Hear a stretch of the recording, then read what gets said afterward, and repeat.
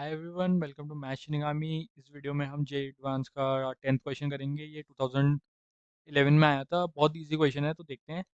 The positive integer value of n greater than 3।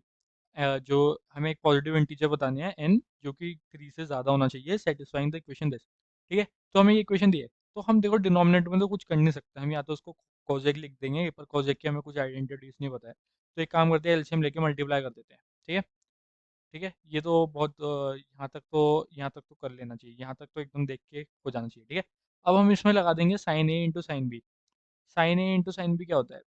Sign A sine B is two cos A minus B minus cos A plus B by two. बस उल्टी लगा दी है identity, सब में लगा दी, जिससे कि हमारा मल्टीप्लाई हट के एक कॉस के कुछ एंगल्स में आ जाए। ठीक है, तो ये लगाई हमने, तो टू टू टू हर जगह कट जाएगा। ठीक है, ये कॉस पाई बाय एन और cos pi by N cut जाएगा। ठीक है, तो ये दोनों कट गया, तो इसको इधर लिया है। मतलब इवन नंबर ऑफ टर्म्स एक तरफ ले ली, ऑड नंबर ऑफ टर्म्स एक तरफ ले ली, मतलब कोई भी दो लेके कर सकते हैं। मतलब दो उस सेंस में लेना, क्योंकि जब हम कॉज ए प्लस माइनस कुछ भी हो, कॉज बी, हमारा एक टर्म आते हैं ए प्लस बी बाई टू, और ए माइनस बी बाई टू, कुछ भी आता हो वो देख लेना, जो भी आता हो। तो हमें देखना है कि हम ये दोनों इवन नंबर होने चाहिए या दोनों ऑड नंबर होने चाहिए, जिससे कि इनका ये मतलब 1/2 की फॉर्म में ना है। ठीक है, तो हमने दोनों इवन ये थे दो, और दोनों ऑड एक तरफ ले लिए। ठीक है, इसमें ये आइडेंटिटी लगा दी, cos A minus cos B is equals to two sine A plus B by two into sine B minus A by two, ये लगा दी। तो बेसिकली अगर देखा जाए तो ये जो टर्म थी, हमने पहले इसको तोड़ के ये लिखा, और फिर से इसको इसमें कन्वर्ट कर लिया। ठीक है, तो ये थोड़ा कॉमिकल हुआ, पर हमें नहीं पता है पेपर में कैसे करना है, तो इस वजह से कुछ भी करते रहो और आंसर आ जाएगा बेसिकली। इस वजह से मैं बताना चाहता हूँ, क्योंकि बेसिकली हमारा जो यूज़ हुआ है इस टर्म का और इस टर्म का यूज़ हुआ है। ठीक है, और ये टर्म क्या थी? ये वाली टर्म थी, और ये वाली टर्म। तो बेसिकली अगर हम इन दोनों टर्म का यूज़ कर लेते हैं, देखो एक बार दिखा देता हूँ मैं। अगर सिर्फ हम इन दोनों टर्म का यूज़ करते हैं, ऐसे यूज़ करते हैं हम, 1/sin pi N sine 3 pi N, और ऊपर sine 3 pi N minus sine pi by N is equals to 1/sin 2 pi by N, अगर हम ये लिख देते। ठीक है, तो हम इसको अगर sine A minus sine B लगाते तो क्या आता?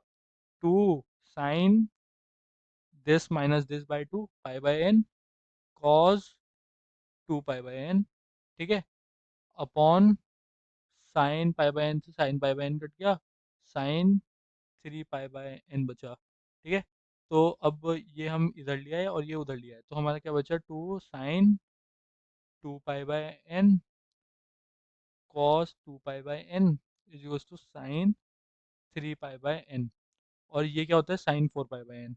तो ये हो गया हमारा sine 4 pi by N is equals to sine 3 pi by N. ठीक है, तो यही हमारी कंडीशन यहाँ से आई, यहाँ से भी यही कंडीशन आई। ठीक है, तो हमने इसको ऐसे लिखा। तो मतलब कि बेसिकली हमें हमें एकदम देख के थोड़ी समझ आएगा कि हमें सिर्फ इन दोनों को लेके करना है पहले। ठीक है, तो इसलिए हमने जनरल गए, हम जनरल जर्नल जो भी हमें समझ आता है हमने वैसे किया, और ये आ गया। ठीक है, इसमें हमारा ये दोनों, ये तो जीरो होगा नहीं, sine pi by N cut जाएगा, क्योंकि ये जीरो नहीं हो सकता, क्योंकि यहाँ पे डिनोमिनेटर जीरो हो जाएगा फिर, तो ये अनडिफाइन हो जाएगा।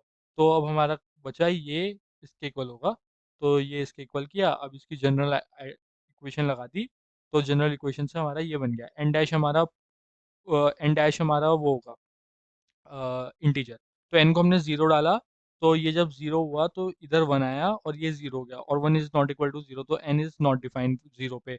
ठीक है, और फिर एन को हमने वन डाला तो एन सेवन आ गया, और तो हम हमारा आंसर आ गया, क्योंकि एन डैश को अगर हम अगर -1 डालेंगे तो एन हमारा आ जाएगा -7, क्योंकि ये नेगेटिव हो जाएगा, इसमें तो कोई चेंज ही नहीं आएगा, तो हमारा -7 हो जाएगा। ठीक है, तो हमें एक बात समझ आती है कि हम जो भी हम पॉजिटिव नंबर डालेंगे उसका बस नेगेटिव हो जाएगा। फिर एन डैश को एक बार टू डाल के देख लो, तो टू अगर हम डालेंगे तो हमारा आ जाएगा 1/2 एन।